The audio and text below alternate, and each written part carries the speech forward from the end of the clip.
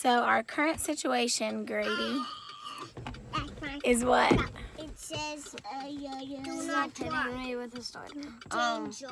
Getting hit in the head. Yes.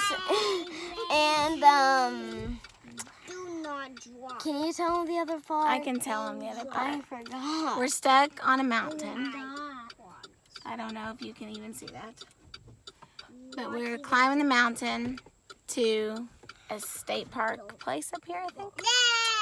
And the truck got super hot. Like, I don't know what all these numbers mean, but it was at the 260, which is like the hottest spot. So we stopped because what do, you know? So we're just literally sitting here on a mountain. We still have ways to go. We have no idea how far we have left to go. But we're sweating like stuck pigs. I stripped this one down. He's having fun playing with a phone cord at the moment. But you know what? Life is still good. Even though we're in a bit of a situation, Michael's pretty stressed. I don't know if you can see him out there anywhere. But we're too blessed to be stressed. Look at all that sweat right there. Sweating. Look at all mine. But we're too blessed to be stressed, Grady. Yeah. Yeah, we really are. And Michael's decided once we get up the hill,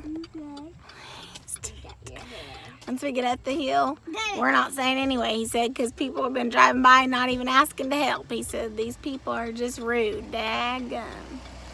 Back where we're coming from. Aww, people, look. He's gonna have to eat his words. It's probably another 15 minutes before we climb on. Nice people. Thank you, though, for stopping. Right when he got mad about that, somebody stopped. So at this moment, I've got to be thankful because nothing's wrong with the truck mechanically. It's not like I have to get anything fixed. But we were climbing this mountain and the truck just overheated, transmission overheated, and we still have, I looked at the elevation on the map a while ago, and we still have probably another 300-400 feet in elevation we have to climb. And so I made the decision to stop on the side of this road and let the truck cool off for a little bit. I'm stressed. I get stressed pretty easily. I try not to let things get me, but when we're on the hillside and I've just got a million scenarios in my head that I'm trying not to let get rooted and cause fear. But I want to try and avoid situations like this. I don't want to get into situations like this, and I should have better prepared or planned or thought out what this trip up this mountain was like. And I went down to the ranger station and asked them if there was any issues with me getting my rig up this mountain, and they said no. They said it was a good road and it was paved and no issues. So not their fault. I'm not blaming them. I'm just stressed. Not sure if I even want to stay up this mountain because there's really only one way out as well. And so I'm thinking on the way down, I'm thinking about the brakes. And so that's got me concerned about the speed I got to travel.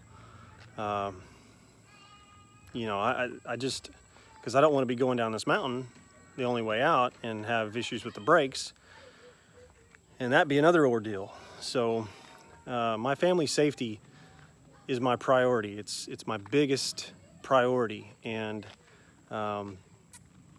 so putting ourselves in situations like this, I try to avoid because I don't want anybody to get hurt. I don't want anything to happen, and so anyway, thought I'd just take a little minute and express my thoughts and my feelings because I'm stressed. I'm a little worried. I'm looking at a beautiful view right now. We're up on top of this mountain and it looks gorgeous up here, but bringing a big old fifth wheel in a truck up a mountain is just difficult. It's difficult on the vehicle. It's, you know, so anyway. I'll let you know how we pan out and how this works out and when we get up the mountain. I have a shield. You can't hurt me. Yeah, I can help you. Bye.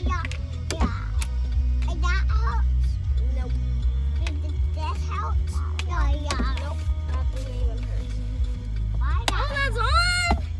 one more thing I do want to add. This road's pretty quiet, but we have had probably 6 or 7 cars go past us while we've been here, and only one person has stopped. I don't know where you come from, but I just want to say, if somebody's on the side of the road, at least be courteous and stop and ask them if they're okay, if they need anything at all, just to be friendly. I'm not even getting a good vibe about this place just because I feel like, wow, like nobody even wants to check and see if we need anything. And we don't need anything. They couldn't do anything anyway. And I would just say, no, we're okay. In fact, not the first, but one of the people who stopped, I told him my truck just overheated. I'm just letting it cool off for a little while longer. Here's the thing. If somebody's on the side of the road, you stop, you check on them, you make sure they're okay, see if they need anything. That's just part of being a good person. I'm not saying you're a bad person if you don't do that, but just put yourself in somebody else's shoes for a little bit and just ask on them. You may stop and make somebody's day. You just never know. But because we've had so many people not stop and check on us, I'm kind of thinking, do I really want to stay in this area? You know, how are the people in this area? Because right now I'm not getting a very good vibe. Well, don't know if you can hear me very well. We are right by freeway. We made it out of the last situation we were in with the mountain. We ended up turning around at this overlook place where it's beautiful. I took a picture of it. Turned around there and headed back down the mountain, all downhill for, I don't know, 2 miles, 3 miles. And I was on the brakes the whole way, stressed, did not want to have the brakes go out. My back right brakes on the truck, I think, need to be adjusted. I could tell they started smoking. I stopped. I phoned a friend, asked him what I should do. He recommended putting it in 4-wheel drive low and then just letting that take me down the hill. And it did. I put it in 4 low. It took me down the hill probably going 2 miles an hour, 3 miles an hour. And I never had to touch my brakes again. So that's a tip.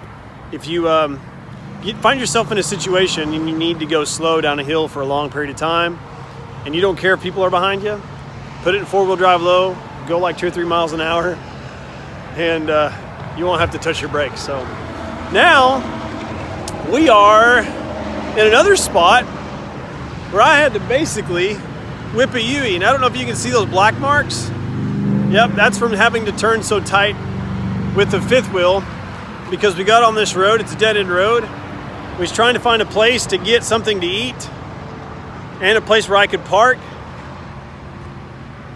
And I seen trucks over here, so I just thought I could get down this road, and it looped through, but it didn't. Had to do a U-E in the road. Luckily, it's a dead-end road, and it's pretty quiet. But now we're going towards Chattanooga. We found a place right on a little lake for $20 a night, full hookups. Well, water and electric, so you can't beat that. So that's what we're gonna do next. So, pretty crazy day. Very crazy day. Fear and stress, and Mommy trying to act like she wasn't stressed so that Daddy could be stressed.